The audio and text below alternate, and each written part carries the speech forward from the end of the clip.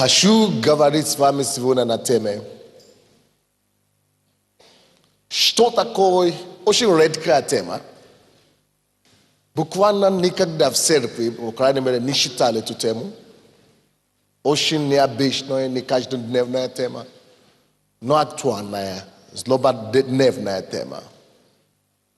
Хочу проповедовать сегодня на теме, или хочу с вами поговорить сегодня, или порассуждать на теме, что такое характер человека. Что такое характер?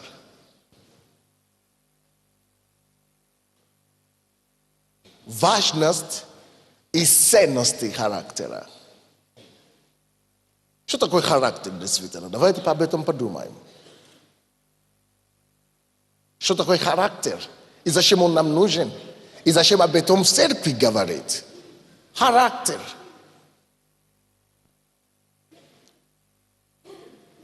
Как это ни странно, это слово очень часто не только звучаемое, но она очень даже часто нами же употребляемое. Но знаем ли мы значение этого слова? Задумали ли мы с вами когда-нибудь глубоко об этом вопросе, чтобы действительно выяснить, чтобы мы выяснили для себя, что же такое характер, и почему он такой важный в моей личной жизни. Вообще-то, важный ли он в моей жизни? У меня будет такая попытка с вами сегодня раскрыть эту тему чуть-чуть, подходя как бы с одной стороны. Что имею в виду? Хочу ответить на вопрос, что же такое характер человека, сначала отвечая на вопрос, что же не является характером. Если мы поймем, что же не является характером, скорее всего, дойдем до того, что же такой характер. Итак, что же не является характером? Потому что очень много у нас с вами как бы наше понимание народное, простые понимания, которые чаще всего не соответствуют действительности. Во-первых, характер человека – это не тот, кем он будет в будущем, или кем он станет, или что у него будет завтра. Характер всегда имеет дело настоящим временем.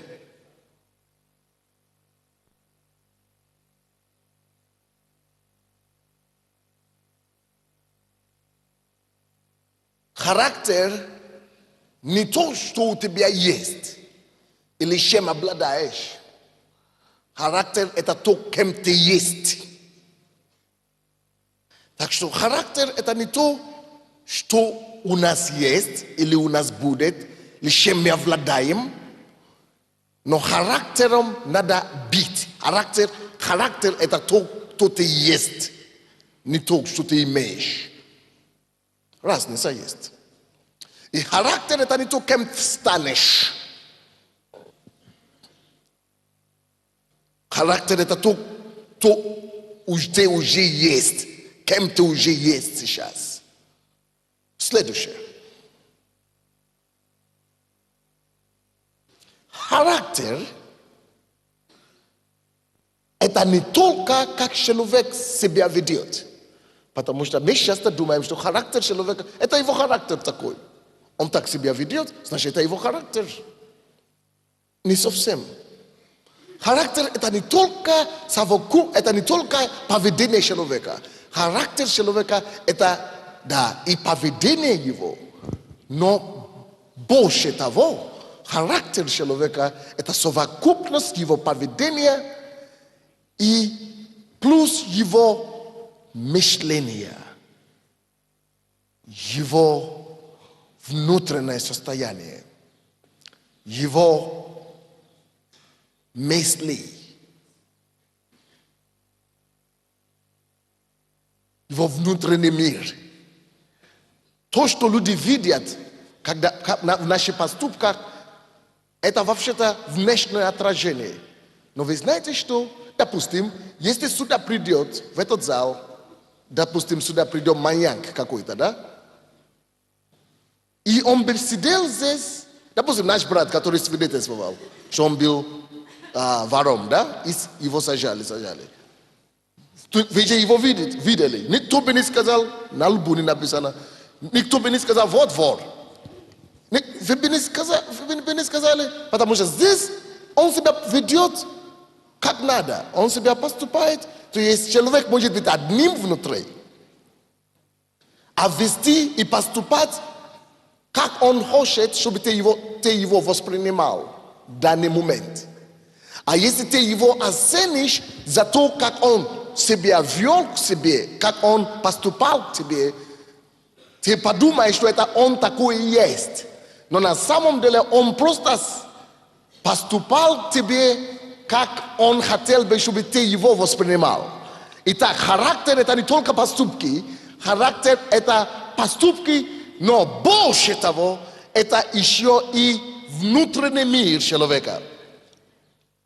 Его внутренние мысли, его мотивации и его отношения, внешние и внутренние.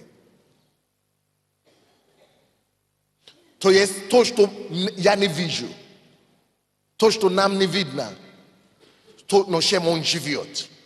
Это и есть его характер, друзья. Допустим, почему многие из нас, я бы не хочу, чтобы мы поднимали руки, выходили замуж, женились, особенно в миру, и до сих пор так дьявол и поступает.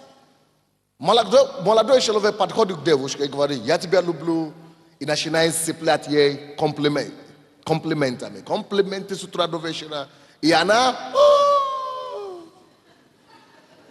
Потому что девушки верят ушами. И она начинает думать, что он такой. Допустим, я знаю одну историю одного парня здесь, который сюда приходил в церковь. И когда он в церкви, он за девушкой пришел. Он говорит, я тебя люблю. Она говорит, не, я верующая, я не гуляю. Я не то. Он говорит, а я пойду с тобой в церковь. И он действительно пошел. Запровождал ее, провожал, ухаживал, заботился о ней. И говорил цветы, комплименты, стихи. Все сыпляли. И она думает, что он такой и есть. Представьте себе, какая глупость очень многие девушки и мальчики даже допускают. Как ты можешь знать только одну сторону жизни человека, причем в течение всего лишь месяца или полугода, и теперь отдать всю твою жизнь, которую родители воспитывали, за которой мама 9 месяцев даже ходила, чтобы тебя вообще вынести, а потом ты уже дорос до 20 лет, 20 лет или 18 лет, и мужчина, и деньги отца, и матери, и пища, и еда, все, что было за все эти годы, жизненная инвестиция. Если все это собрать, как ты можешь все это дать человеку, с кем ты знаком всего лишь полгода? Это даже не самое страшное. Самое страшное, как ты можешь доверить твое будущее? Тебе всего лишь 20 лет, тебе еще придется жить 60 лет жизни. Как ты можешь 60 лет твоего будущего, твоя вся жизнь, твоя вся судьба взять и кинуть и доверить в руки человека, кого ты знаешь всего лишь пару месяцев. И говорит, все, открыться ему, говорит, теперь распоряжаться моей жизнью. Посмотрите, даже в физическом мире это так не получается. Чтобы строить дом, тратится очень огромное время на то, чтобы забивать фундаменты. Ты его даже не знаешь. А потом через 20 лет ты будешь жить с ним.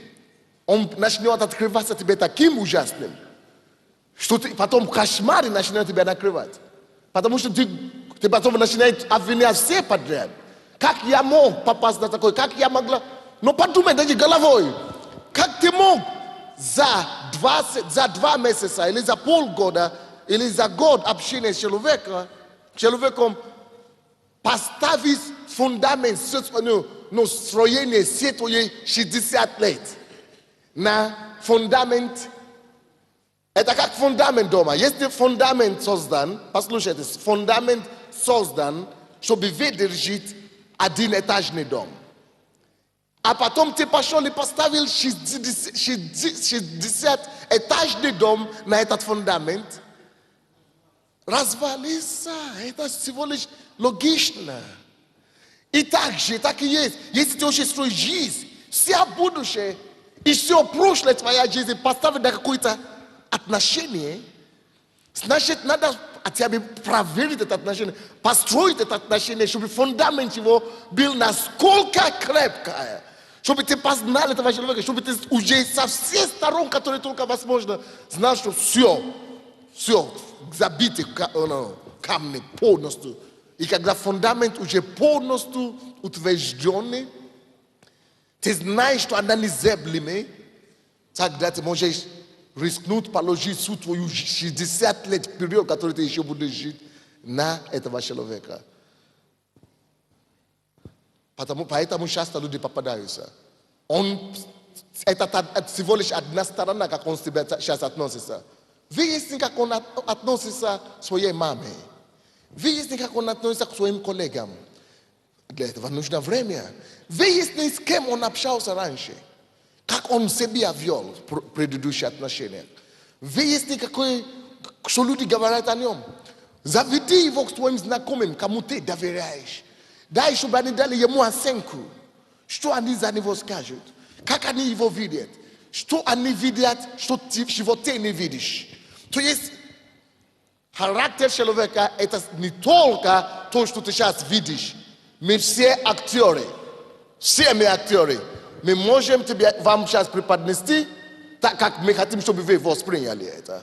Но чтобы понять характер человека, надо знать, что в характер еще входит, кроме поступки данные, есть еще и мотивация, есть еще и мысли, есть еще и мышление, есть еще и убеждение. Все, чем внутреннее отношение, внутренняя жизнь, которая закрыта от внешнего мира. Понятно вам или нет? И таким образом люди ошибаются, экспериментируются.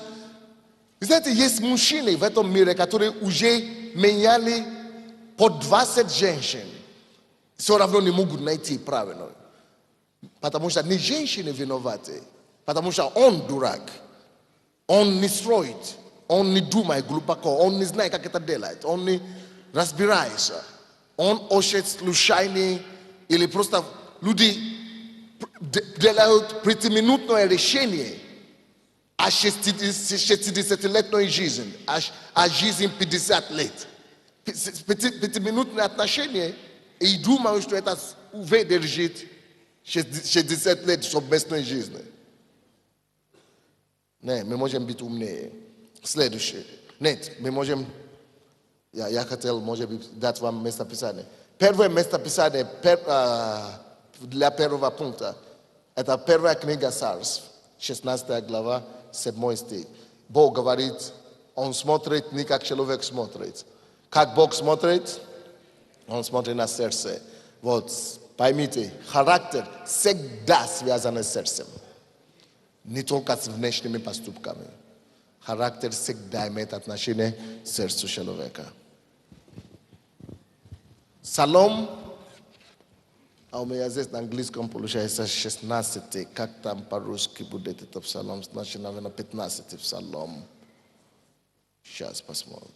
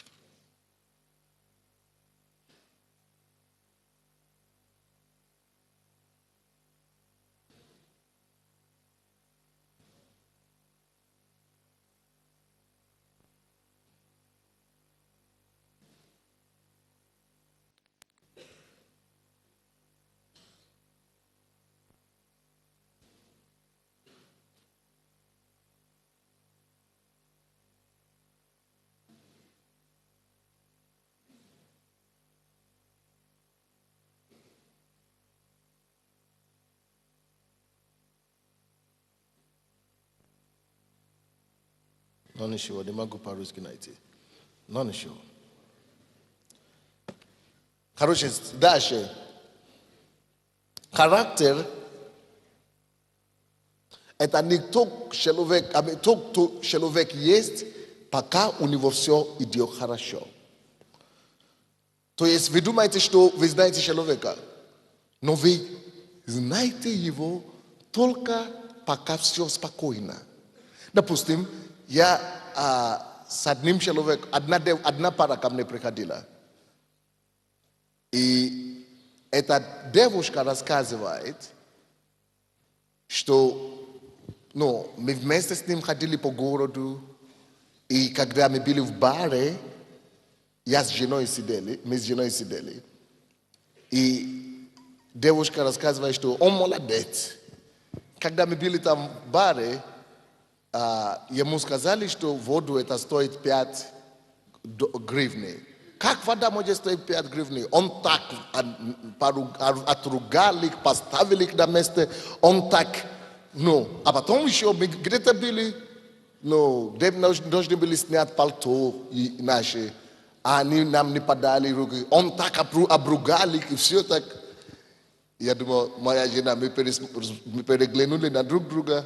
Говорит, она пока думает, что рейсер, нашелся рейсер, такой, который все ругает, все бьет.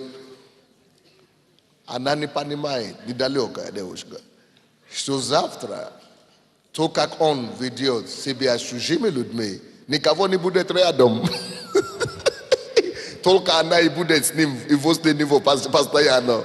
И посмотрим потом, кому достанется эти все ругани и кулаки. Так и это и бывает. Но она влюблена до уши, что слепота полная. Она ничего не видит. То, как он относится к другим, то, как он относится к чужим людям, это хорошая подсказка тебе, какой на самом деле он есть. Значит, он к тебе скоро так будет относиться. Понятно или непонятно? То есть, характер человека – это не то, кем он есть, когда у вас с ним все хорошо. Вам или когда вообще все хорошо вокруг. Есть люди бывают совсем другими, когда вещи идут не по своему, не по ихнему, не по тому, как они считают, как они ожидают, чтобы были. То есть, если ты знаешь человека, только когда или пока все хорошо, и он так себе, и ты думаешь, что ты его знаешь, не обмань себя, пожалуйста.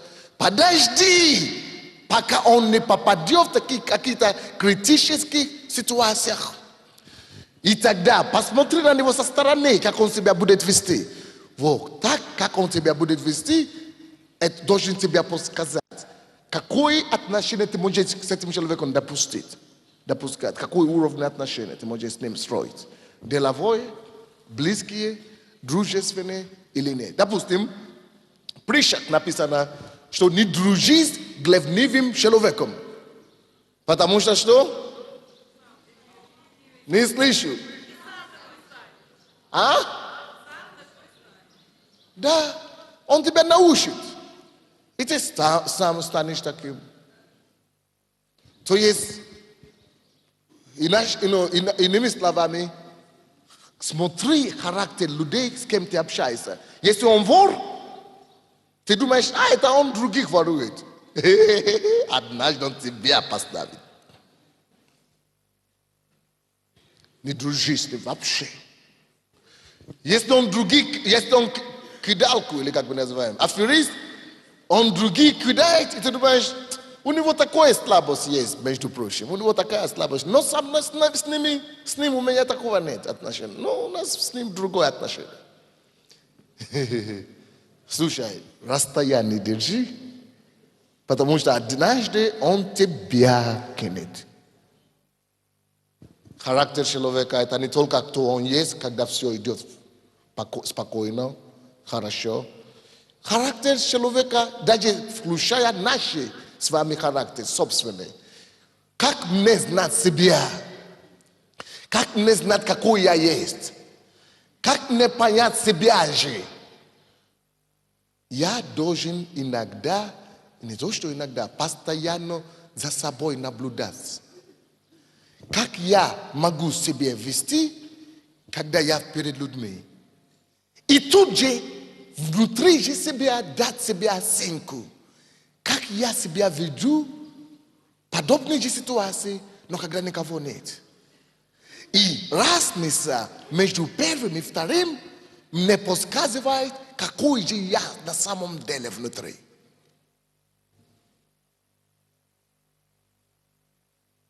Значит, у меня характер слаб. Но если есть баланс, если я вижу, что как я себя веду перед людьми, и тогда, когда никого нет, соответствует на одном уровне или близко, значит, у меня сильный характер внутри. Допустим, на этой неделе мне было так плохо, я не могу спать, я не мог спать по ночам. Я максимум спал по час, полтора часа, по 2 часа, и обязательно просыпаюсь. Мне было плохо. Вы знаете, что я обнаружил? И это меня так обрадовало. Это меня так обрадовало. Я так был счастлив от этого. И то, что я обнаружил, я сам себе говорю, слушай, мне же плохо, я молюсь, Бог не исцеляет. Что-то не приходило даже мне в мысли, в голову, что где Бог, почему Бог меня не исцеляет, или почему мне плохо, или почему я, почему Бог это допустил. Или... И я вдруг понял, что, слушай, я даже не задаю вопросы. И это мне так, я сам был настолько доволен, как будто это не я. Я лежу, а я пою внутри, я вижу.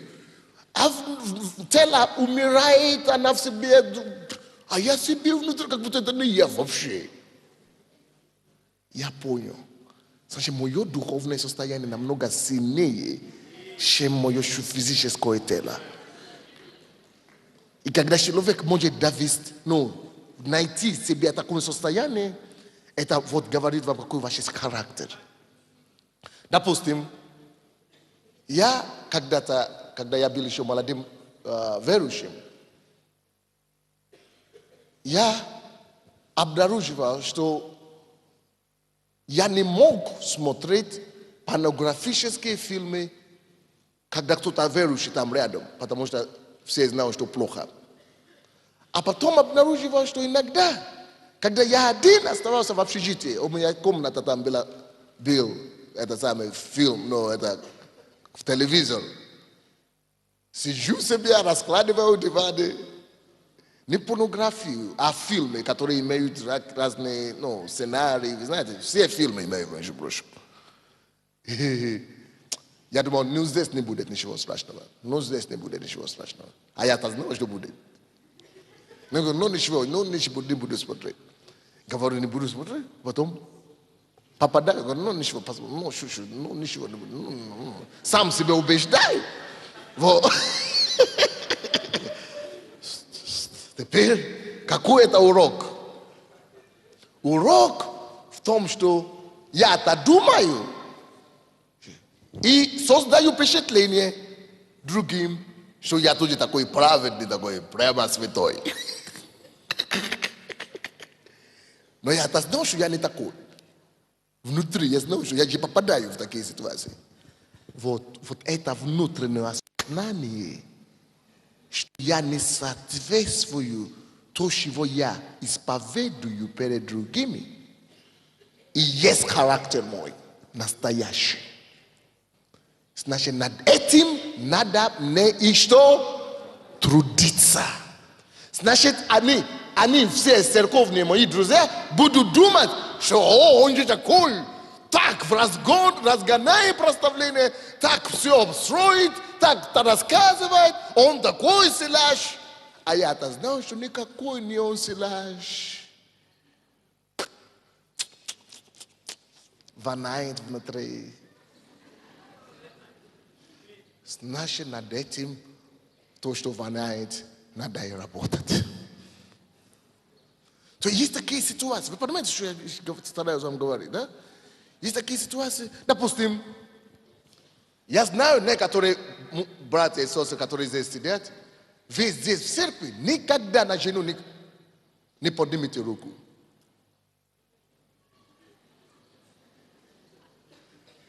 А я знаю такие же братья, когда никого нет дома, когда жена что-то доводит, они даже иногда даже говорят в церкви, ну что, дойдем домой, потерплю, пока дойдем домой. Значит, то, как мы его восприняли в церкви, мы это думаем, что он такой праведный. Но значит, он совсем не Вася, кого мы знаем. А какой он Вася? Вася зверь, который на самом деле... Вот это он настоящий характер. Вот его настоящий характер. Вот его настоящий характер. Или наоборот, кто-то не поднимает руку. Но есть некоторые люди, которые у них язык большой. Ну, особенно у женщин бывает.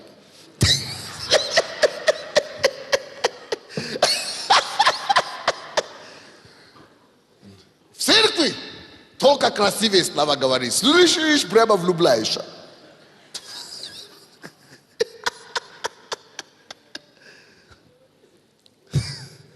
Но послушай, как он с собственным и родным мужем будет разговаривать дома. Страшно тебе станет. Неужели это тот же самый человек? Вот то, как он дома разговаривает, она, вернее, дома с мужем разговаривает, она не та святая, кого ты знаешь в церкви. Та, что ты видел в церкви, это мираж называется. А то, что дома, чудовище тут. Вот это чудовище, так она и есть. Так она и есть, да. Характер. Какой же наш с вами характер?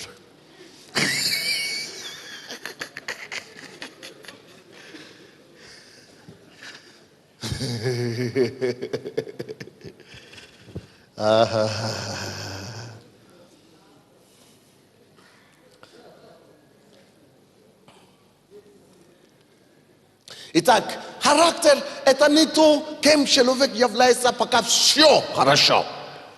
Иди смотреть на него, когда все не идет по-своему. Когда все идет наоборот от того, как он хочет или ожидает. Вот то, как мы себя ведем, когда все идет против нас, то и есть наш характер. И, братья и сестры, когда мы это обнаруживаем, друзья, не надо нам сами себя душить. Не надо сами себя убивать. Надо просто самим себе признаться, что я еще не дошел. Я еще не стал таким, каким я желаю сам для себя стать. Что, Господи, помоги мне. Я знаю, какой я сам внутри есть. Все думают, что я такой хороший. Все думают, что я такой святой. Но Бог, ты знаешь, что я еще не такой. Помоги мне работать над собой. Характер ваш – это то, какой вы знаете, что вы есть внутри, которые другие не знают. Вот то же самое по поводу порнографии, мастурбации, анонизм, выпивки, 50 грамм, 10 грамм. О Боже, курение. Вот характер человека – это то, когда давление. Допустим, некоторые люди говорят, а я не пью, действительно он не пьет, пока беда какой-то не происходит. Так приходит ко мне один человек и говорит, что ой, пьяный, верующий человек. 10, ну, как будто верующий, все уже думают, что он верующий, ничего, но все у него хорошо. Приходит верующий лидер, пьяный. Что случилось? Ты что? Горе, пастор, горе. А при чем тут горе? Жена, я обнаружил, жена изменяет. Горе. А что с тобой случилось? Ну, пошел в это самое, я не мог выдержать, пошел и выпил. Ну, запил и 2 литра водки выпил. Потому что жена изменяет. Почему именно водка? Причем тут водка-то? А вот не мог бы, плохо. Расслабиться надо мне как-то что-то такое объяснять. Теперь, что такое характер человека? Братья, слушайте меня. Характер человека – это не то, какой он, только когда все хорошо. Характер человека – настоящий характер. Как нам себе, сам для себя обнаружить, какой мы. Это то, что мы делаем, когда нам плохо. Если ты, когда потому что обнаружишь, что жена изменила, пошел и стал алкоголиком из-за этого, значит, твой характер не сформирован. Значит, ты еще не такой сильный, как ты думал, что ты сильный. Ты еще не такой праведный, как ты думал. Значит, над этим надо работать. Он говорит, не, я не пью, я не пью, это только горе. А если горе будет каждый день? Значит, каждый день бухать надо. Это самое, как пить надо, короче, я прошу прощения. Простите, это иногда бывает такие. Да.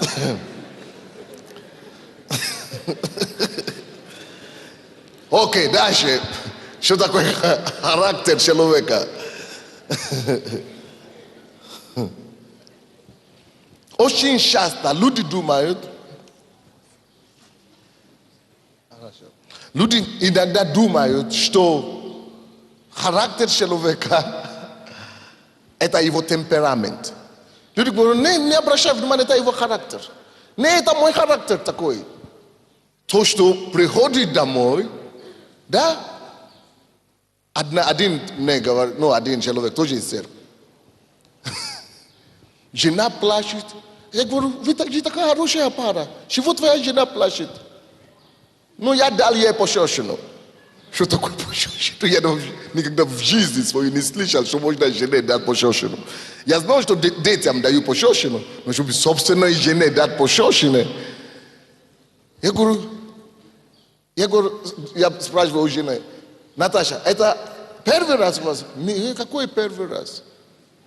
Он говорит, пастор, я прошу прощения, это мой характер. Я гневливый, как это, спевшивый. Это мой характер, я спевшивый. Извини. Боже мой, спасибо. Неразумный, обязательно. Какой-то последний, абсолютно неграмотный. Это не твой характер, это твоя проблема. Это твоя слабость, над чем нужно работать. Если ты даешь жене пощечину, потому что она на тебя накричала, она меня накричала, она меня... Все равно. Если ты не мог выйти, просто из дома уйти, избежать этого, что дает пощечину и говорит, это мой характер, я сплевшивый. Это не характер. Слушайте, такое создается впечатление, мы часто говорим, это мой характер, что я такой. Нет, это твоя слабость, над чем тебе надо работать. Никто не рождается спевшивым. Мы все имеем потенциал быть такими. Мы все имеем потенциал. Особенно те, кто делают нагрузки и проблемы, и это, кто с людьми связаны, кого постоянно раздражают. Вас будут раздражать. Но победа человека над самим собой заключается в том, что меня раздражают, но я имею власть над своей эмоцией, я имею власть над своим словом, я имею власть над своим внутренним человеком, над своим содержанием, над своей душой. Написано, братья, что человек, который имеет власть над собой, который контролирует свою эмоцию, он сильнее завоевателей 10 городов. То есть характер сильнее и важнее, чем победы. Характер важнее, чем подвиги. Характер, умение держать себя в руки и контролировать себя, оно важнее, чем завоевать что-то. Или что-то, рекорды какие-то сбивать. Или какие-то победы какие-то огромные иметь. То есть это обман, братья и сестры. Послушайте меня, когда мы говорим, а это мой характер, такой ничего не могу поделать. Это неправда. Да, темпераменты разные у людей. Но темперамент – это не характер. Можно каждый темперамент направить к добру. Можно каждый темперамент воспитывать, чтобы она стала... Допустим, я холерик по темпераменту. Я холерик. Я очень горячий.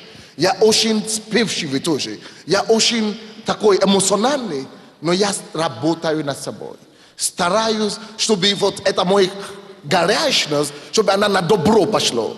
На жизнь, на радость, на веселье, на улыбку, на то, чтобы вдохновлять людей, на то, чтобы нести добро. То есть холерик не обязательно значит, что это зло. Или меланхолик это вот добро. Нет. Темперамент не создан, что это хорошее или плохое. Оно все хорошее. Бог создал нас всеми хорошими благами. Но вот характер это не темперамент, это совсем другое. Это не то же самое. Характер это не темперамент. И поэтому, если у вас темперамент подводит, и не только подводит, это не даже темперамент подводит, это плод подводит. Это плод, от которого мы с вами отказались обрезаться. То негативные у нас, у всех у нас хватает. Негативные какие-то изначальные вещи. Зачем мы отказываемся работать подводит? Поэтому не скажи, что это мой характер, что я такой, и все списать на характер. Нет, твой характер должен быть хорошим. Твой характер должен быть праведный. Твой характер должен быть характер, который похож на характер Иисуса. Твой характер должен быть на характер, который наоборот других поднимает, ободряет, и который наоборот дает всем улыбку. Твой характер должен быть такой характер, который борется за правду, истину и справедливость. Твой характер должен быть подчинен ценностям определенным. Ценности самые лучшие, это Божьи ценности. Правда, истина, радость, веселье, мир. Но если это злость, это ненависть. Допустим, кто-то говорит, допустим, вчера мне звонили, один брат нашей церкви, верующий, проповедует тоже, рассказывает другим. Пришел к себе домой, он дома у себя сидит в кухне с женой, и соседи начали драться. И они бросали друг другу против его дверь. Да? И он выходит. Кто стучал на мой дверь? Кто стучал на мой дверь? Здоровый. Слушайте, на кашином месте это еще ничего не значит. Потому что месяцами ты не решаешь повседневные вопросы жизни. Месяц не помогает тебе решать. То, что тебе помогает решать жизненные вопросы, это внутренние месяцы. Насколько ты можешь нести тяжесть прощения и простить человека все равно. Насколько ты можешь вынести бремя ругани, что тебе обещают, чтобы все равно идти и любить врага твоего. Вот это настоящий месяц. И что он, конечно, здоровый такой. Он говорит, он видит, что они дерутся, как он начал дать тому и другому.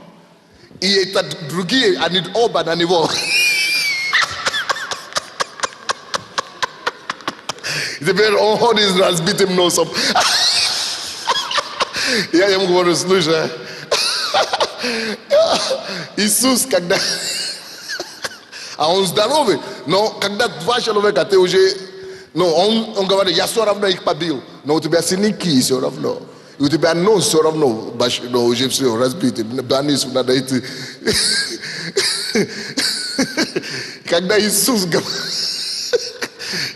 говорит, слушай, если тебя обижают вот так, оставь, он говорит логику, примени логику. То есть это сильнее намного, умение отойти и не дать бой именно сейчас. Она намного сильнее, чем ты пошел, а потом у тебя нос ходит. Ты не можешь объяснить кому. Ты краснеешь сейчас передо мной. Краснеешь, потому что тебе неудобно. И Бог всегда прав, Божья позиция всегда прав. Значит, у тебя это проблема. А он говорит, пастор, не обвините меня. Я говорю, почему бы я тебя не обвиняю? Он говорит, потому что я холерик, говорит. Я холерик. Это мой характер такой. Я сплевший, я должен сдать. Я говорю, слушай, я тоже холерик, слушай. А чего я никогда никого не ударил? Уйди оттуда, все. Ну, пускай перекипись где-то, а потом успокойся. То это бывает у всех. Но чего ты... Вот теперь уже неудобное положение, короче, получается. То есть мы думаем, что это мой характер, значит я такой. Нет, ты не такой, ты не плохой. Никого Бог не создал плохим. И мы можем над собой работать. Что такое характер человека? И то мы, как мне понять, кто я такой? Какой мой характер? Как мне его контролировать? Хочу еще сказать, что характер – это не та часть человека, которая не видна. Вы знаете, Бог видит всех. И Бог видит все изнутри. Характер человека – это та часть его жизни, которая видна, и та часть его жизни, которая не видна. Чтобы мне понять, какой мой характер, я должен задуматься. Окей. Я прихожу к себе на работу. Как меня воспринимал на работе? Они думали, что, я такой начальник, я в галстуке все время. Они думали, что я такой, значит, порядочный, дисциплинированный, работоголик и так далее. А я-то знал, что я лентяй. Внутри себя. Вот это, если я задаю себе вопрос и вижу, что нет, я-то сам знал, что я лентяй. Значит, это мой истинный характер. Значит, я должен это осознать, признаться в этом и начинать над этим работать. Но если я обнаружу, что они меня воспринимают как хорошего лидера, как действительно трудоголик, и действительно так я и есть, меня не надо гнать, чтобы я пошел на работу. И так я и есть, значит, у меня характер, то, что люди воспринимают, и то, как я знаю, что я есть внутри, соответствует. Значит, значит, это действительно твой характер. Но есть разные сферы жизни. Допустим, если у тебя дети, каким вы хотите, чтобы ваши дети вас воспринимали? Мы хотим все, чтобы дети наши, чтобы мы были авторитетами для наших детей, правильно? Вот если дети вас воспринимают как авторитет, и говорят, что мой папа самый лучший, он никого не обманывает, и он никого не сдает, он человек честный и человек слова. А ты сам знаешь, что ты кидаешь людей. И ты знаешь, что твои партнеры все обманываешь. Но Библия говорит, что все тайное станет явно. А хочешь, не хочешь.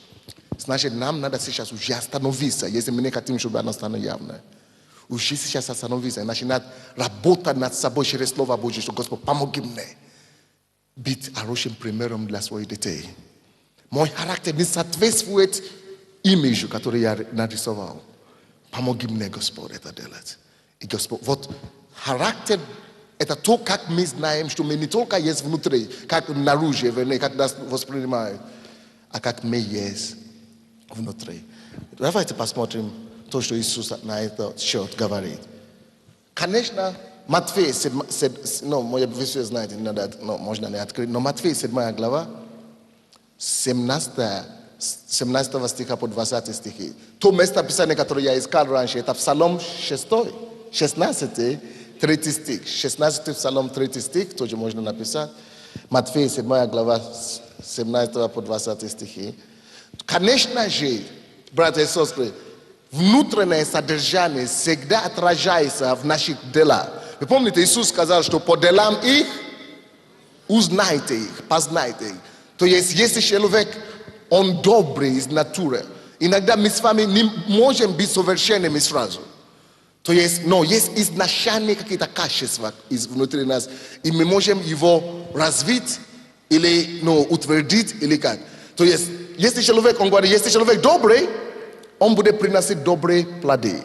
Если человек злой, как бы он тебя красиво не рассказывал, его плоды будут злые. Давайте будем смотреть на плоды. Допустим, как мне сам на свои плоды смотреть?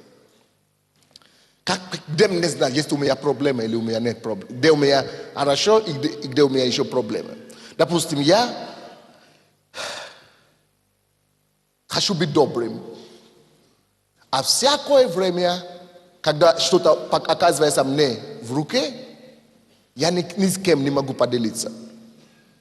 Я постоянно жадничаю, я постоянно себя беру. Значит, у меня проблема. Я жадный, я эгоист, я жадный человек, я не добрый человек. Значит, плоды моей жизни показывают, кто я есть. Или, допустим, кто-то говорит, а я порядочный человек. Порядочный человек, я жену не изменяю. Но ты сам знаешь, что ты каждый день, когда ты один на один, в этой гостинице или в доме, ты смотришь порнографию или на другие женщины, а это то же самое, телевизор, порнография, и сам себе мастурбируешь. И ты говоришь, жену не изменяешь. И ты думаешь, что ты лучше кого-то? Нет. Значит, у тебя тоже проблема.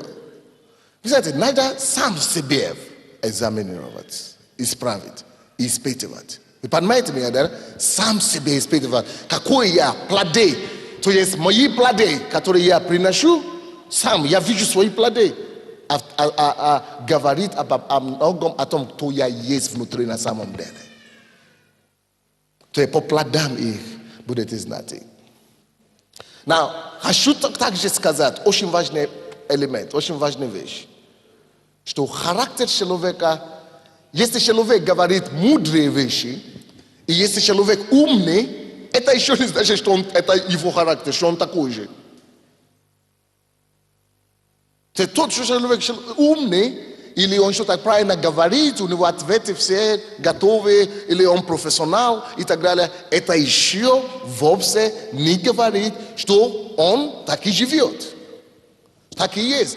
Вы знаете, есть, пойдите в любую тюрьму, есть профессора, которые преподают. Потом их поймали в том, что они насилуют детей. Есть успешные бизнесмены, есть люди, которые вроде бы у них журналисты. Он рассказывает одно по телевизору, да? А он совсем другой. Итак, где характер? Характер это не в том, что человек говорит. Характер это не... Проповедники, я вам, к сожалению, и такое тоже бывает. Вот на дне мне пришлось разбираться в таком случае. В России мне звонит жена пастора из России, которого я знаю, и плачет. А я его знаю. Ну, вроде бы хороший человек, порядочный человек. Говорит, ушел из семьи, чтобы жить вместе с лидером прославления. То есть проблема. И он имел проблему внутри. 10 лет. Он борется с этим, но он никому не рассказывал, чтобы ему помогли. Он думал, что это ничего, это не дойдет до этого. Слушайте, если есть какой-то корень горький в нас, и мы его не искореним вовремя, оно нас уничтожит. Все характер ваш, это то, что у вас внутри уже происходит. Если вы не будете смотреть правду в глаза, дать сам себе отчет, что у меня проблема. И я должен победить это, либо я должен пойти, чтобы за меня молились, или что-то. Я говорю, чего ты не пришел, рассказал?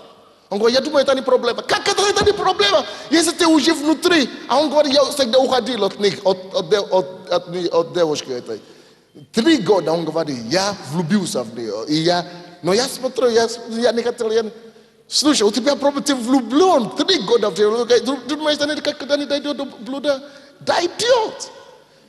У тебя, видишь, что у тебя проблема, надо что-то делать с этим. А он же умный, пастора все умные, они все рассказывают откровения. Вообще-то то, что пастора говорят на сцене, я хочу вам сказать, это не они. Это Бог через них говорит. И это вообще, не знаешь, он такой же в жизни. Это совсем другое дело. То, что Бог просто использует его, как человека Божьего, через который Бог говорит истинное слово. Поэтому и говорит, Павел говорит, что слушайте их, поступайте по их словам, но не поступайте по их поступкам. То есть такие сам знает все, он говорит правильно, но если он отказывается изначально работать над внутренним человеком, Изначально отказывается работать над своими слабинками внутри. Слушайте, всякое малое становится большое. Заметьте это себе. Всякое малое. Это как, если вы будете говорить, это не проблема, у меня нету денег. У меня только по $100 каждый месяц зарплата. У меня нету денег. Слушайте, все большое. Миллион никогда не будет за один раз. Все большое начинается с малого. Это духовный закон. Оно, если ничего не делать об этом, если его не остановить, оно будет наращиваться.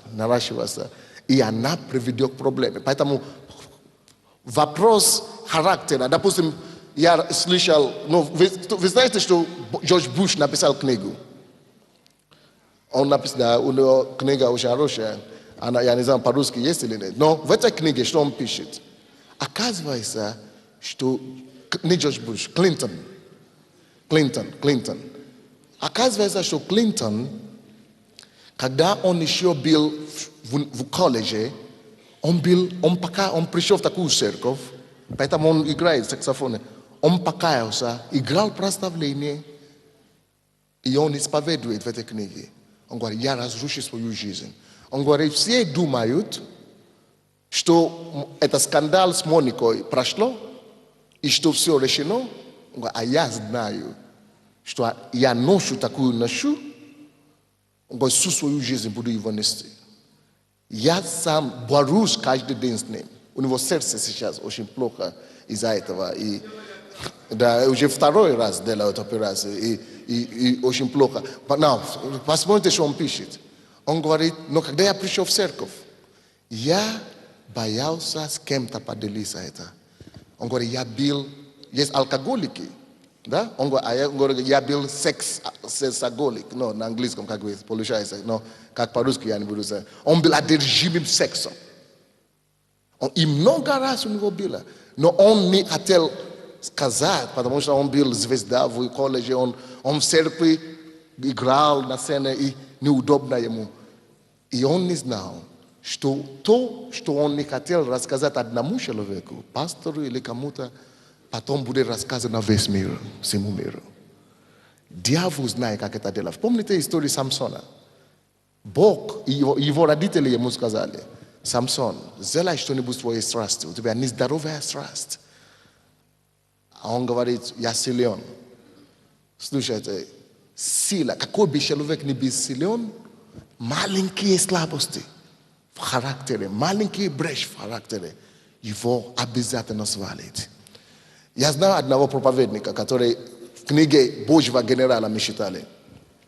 Бог его очень сильно использовал. Он на сцене исцелял людей, чудеса такие, как ни у кого. Но он потом возвращался в гостиницу и всегда пил 100 грамм. Не каждый день, но когда он устал, когда ему тяжело, когда что-то, он никогда не ожидал.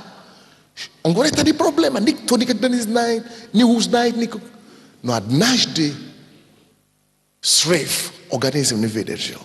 Он так запил у себя в гостинице, что все служение, которое он строил 40 лет, это маленькая брешь в характере, над которым он отказался работать. Позорила его на всю страну, его сняли, его по телевидению. Ой, даже я. Короче, характер – это самое главное в жизни, что над чем мы должны с вами работать. Особенно ту часть, которую никто не видит. И поймите, друзья, характер – это не то, как мы себя ведем с людьми. Особенно в церкви. Вы знаете, как люди все хорошие в церкви.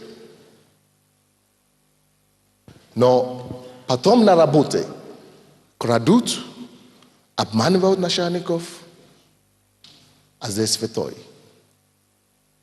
Вы знаете, есть такие люди, верующие, попадают в тюрьму, потому что здесь святой, потому что не пьет, не курит.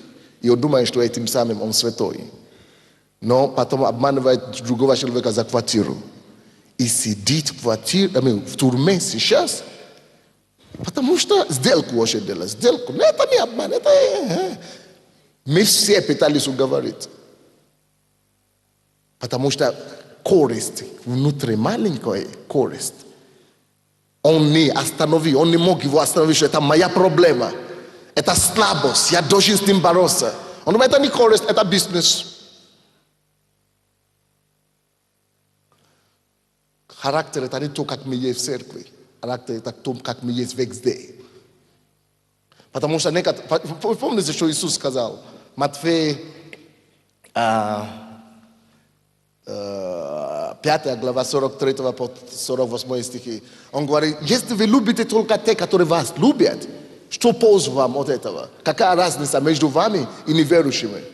Есть такие у нас. Мы любим верующих, а для неверующих можно с ними поступать как хочешь. Если действительно это ваш характер любить людей, вы бы любили и те, кого вы знаете в церкви. И вы бы любили людей и на работе. И вы бы любили соседей по людей по вашему подъезду. Вы бы любили ваших родственников. Есть некоторые верующие, которые сюда ходят, а с родственниками не разговаривают. И вы думаете, что вы попадете на небо? Ни в коем случае. Бог лицеприятен не бывает. Бог не любоприятен, он не лицеприятен. Давайте будем работать над этим. Какое ваше отношение? Есть ли разница? Надо себе задать вопрос. Есть ли разница, как я воспринимаю тех людей, которые ко мне нормальные или близкие, и как я воспринимаю людей, которые от меня далекие? Если есть разница, значит у вас проблема. Значит надо над этим начинать работать. Вы понимаете меня? Еще хочу сказать одно. Есть другая крайность, есть другая грань. Есть некоторые люди, которые имеют такой характер, что они для чужих людей, ну добряги, они без... Я такой хороший.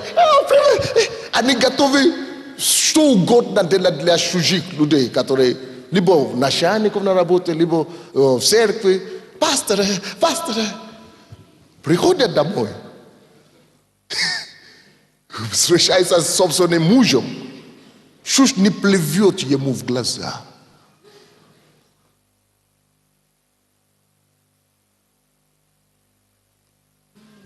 А если муж попытается что-то сказать, накрывает такими словами, что не дай Бог. Это значит, ваш характер на самом деле не такой, как вы есть. А что толку, если я о вас буду думать хорошо, когда вы сами знаете, что вы не хорошие? Ну что толку? О, Боже, помоги нам. И то же самое мужчины. Есть мужчины, которые не уважают своих близких. Вот характер истинный, ваш хороший характер. Это когда вы сможете быть такой же для людей на работе. Конечно, работа это работа. Может быть, вы строже там, вы требовательны и так далее. Но суд ваш не меняется. Вы понимаете? Когда суд не меняется дома, в церкви, везде, значит у вас характер. Правильный характер.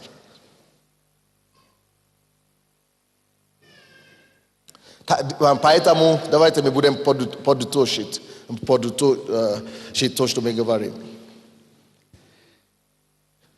Поэтому характер, что такое характер? Характер – это способность человека унизить или преуменьшать те диктовку плоти и страсти и слабости тела, которые на нас всех давит. Это согласно Галатам 5 глава, 19 по 21 стихи. То есть способность, какая у нас есть. Или наоборот, беспособность, неспособность человека. Если человек позволяет то, что ему приходит в голову все подряд, у него будет плохой характер, он будет опущенный человек.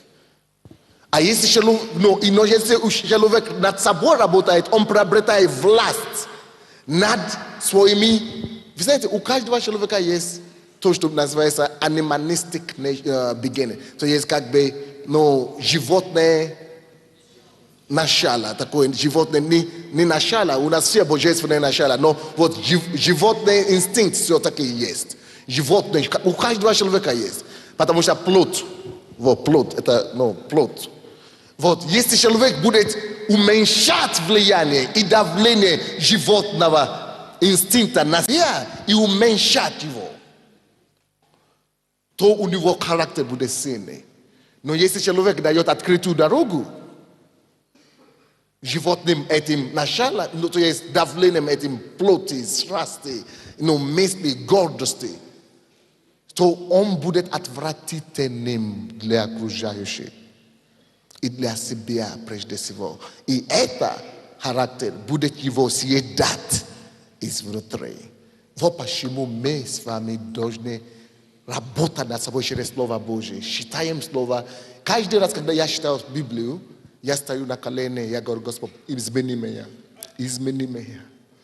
Иногда я рыдаю часами там: Господь, помоги мне в этом плане. Я-то вижу, что у меня еще не то здесь. Я каюсь, я прошу прощения. Прости меня, Господь, измени меня в этом. Потому что я не хочу то, как люди меня воспринимают. Для меня это не волнует. Они могут думать, что я гигант, я святой, а я-то должен. Моя самая главная борьба, друзья, чтобы я соответствовал у себя внутри, как, в тайне, с тем, как люди меня воспринимают. И я над этим работаю. И я думаю, каждый из нас должен над этим работать. Итак, способность не позволять человеку, животному инстинкту обладать над нами контролем.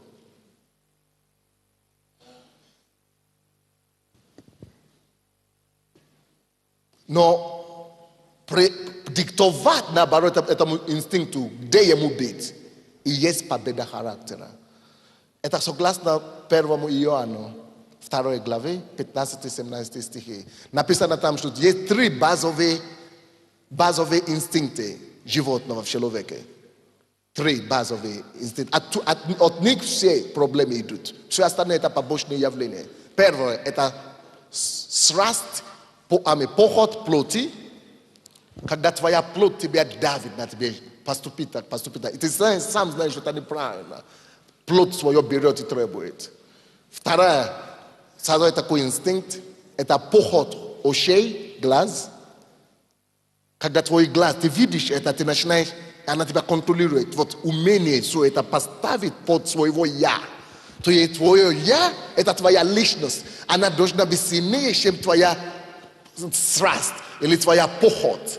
Твоя похоть не должна тебя контролировать или вести, а твое «я» должно, наоборот, поставить это на подчинение своему «я», что нет, это я решаю, не похоть ушей моей, не похоть плоти моей. И третий – гордость, именно житейская. Есть гордость, иногда, когда ты гордишь, что ты в Боге, ты знаешь Бога, а житейская, подчеркните слово житейская гордость, это третий инстинкт животных, который у каждого человека есть. Гордость, которая тебя постоянно толкает на то, чтобы ты, может быть, себя над другими или что-то, оно по-разному проявляется. То есть вот нам надо всем работать над этим, чтобы Господь помоги мне избавиться от этого. И вот этим мы становимся человеком с чистым характером, как кристалл. И это потрясающая победа. Человек, который одерживает эту победу в характере своем, вот он, человек, становится свободным. Он может ходить везде, он может говорить, он не боится ничего, он знает, что все, он чист изнутри. И это начинает быть его самая главная защита. Следующее. Как это ни странно, друзья, согласно Матфею, 15 глава, 19 стих, Иисус говорит, что человек будет осужден именно по характеру. Вы помните, когда Иисус говорит, что не то, что человек есть, или то, что входит в человека, искривляет человека. Он говорит, не то, что входит в человека, искривляет человека, а что из человека выходит. Вот, допустим, некоторые из нас, особенно наши члены церкви, верующие, говорят, тот курит, значит, с ним нельзя ничего говорить. Тот выпивает иногда, значит, все. А я вот святой. А Иисус, знаешь, что он говорит? Он говорит, для меня вообще мало волнует, что человек сам себе вкладывает. Но это его уничтожает. А вот то, чему я буду судить, это то, что выходит из человека. Потому что из сердца человека выходит злость, ненависть, вражда. Вот эти качества, непрощение, вот предательство, вот такие внутренние, оказывается, для Иисуса они намного выше стоят в духовном мире. И он по них будет судить, чем кто курит, кто не курит, или кто пьет, кто не пьет. Он говорит, вот за это человек будет осужден. Вы понимаете меня, да? То есть для него намного более серьезное то, что выходит из души. Потому что то, что ты входишь в себе, он говорит, разве вы не знаете, если человек покушает что-то, оно выйдет потом в туалете, извините. Но, если оно выходит из сердца его, это уже его характер.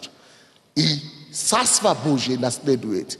И Бог будет судить не потому, что человек кушает, а потому, что выходит из его сердца.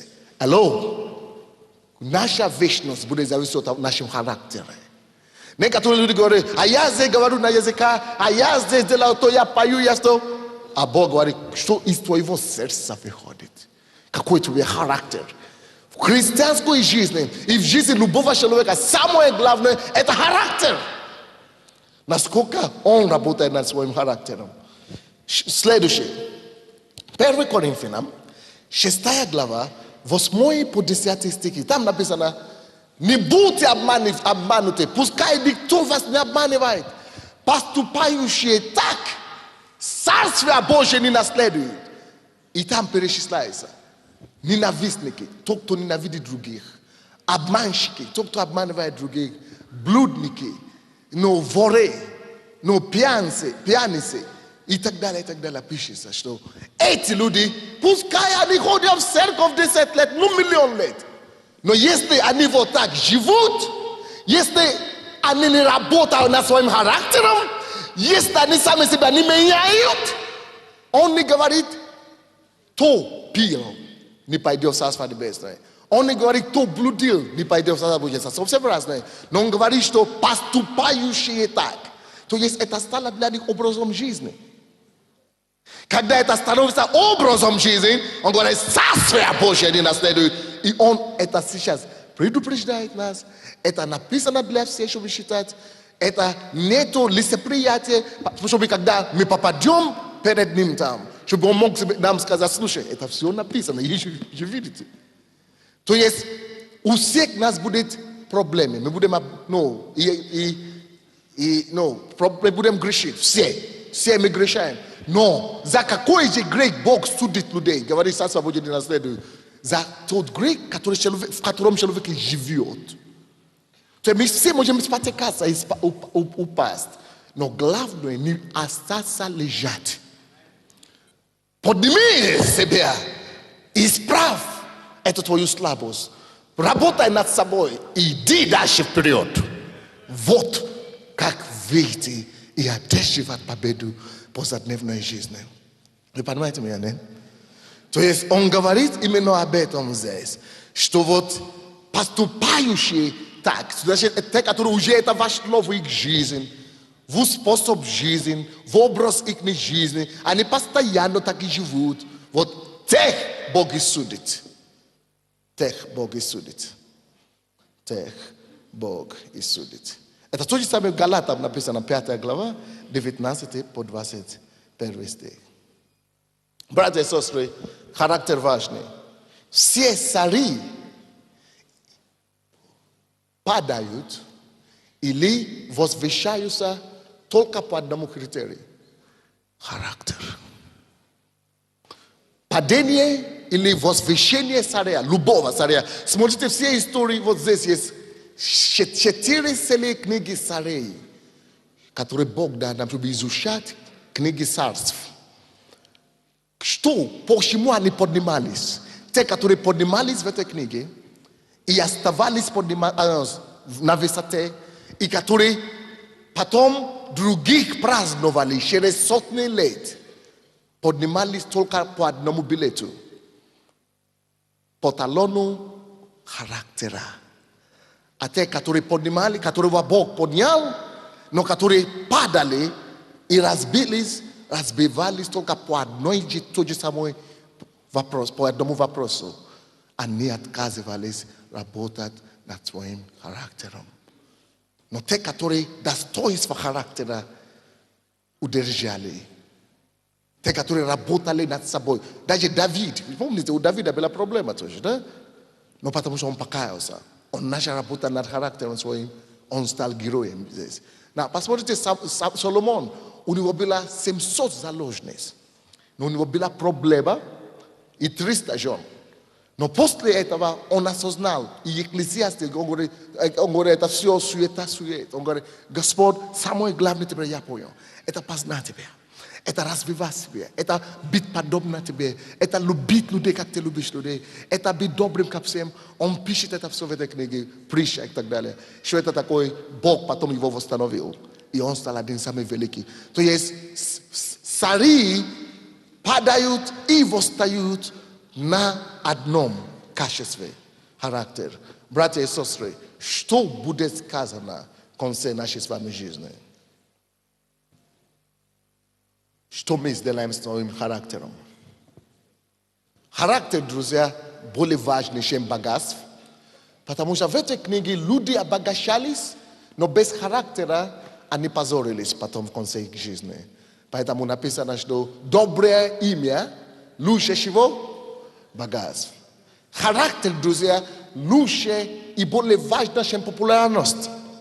Потому что есть люди, даже в наше настоящее время, которые были популярными, и тем популярнее ты становишься без характера, когда это все раскроется, тем позорнее это потом становится. Лучше, когда ты видишь, что у тебя слабый характер, лучше никуда не лезь. Лучше никуда не лезь, просто не лезь. Потому что как только что это раскроется, если ты не работаешь над собой, если ты не трудишься над собой, это потом, тем больше твоя популярность, тем больше потом пойдет твой позор. Поэтому надо работать над этим. Поэтому характер важнее популярности. Характер важнее успеха, друзья. Потому что в этом нашей сегодняшней жизни, что мы делаем? Мы все гонимся за успеха, а самое главное, мы не засыпаем, мы не останавливаем. Представляете себе, когда люди становятся президентами или становятся депутатами, у них нет характера. И потом стал президентом и появился по телевизору и сказал, наговорил, я буду сдержать, я буду то. А у него нет характера. Наговорил, буду защищать все, а потом люди ищут голову Гонгази вдруг. Когда положение, когда мы имеем успех, когда мы имеем вроде бы все это самое, но без характера подводит это все. И тем больше будет позор. Порой я даже вам скажу, что характер важнее даже имени человека.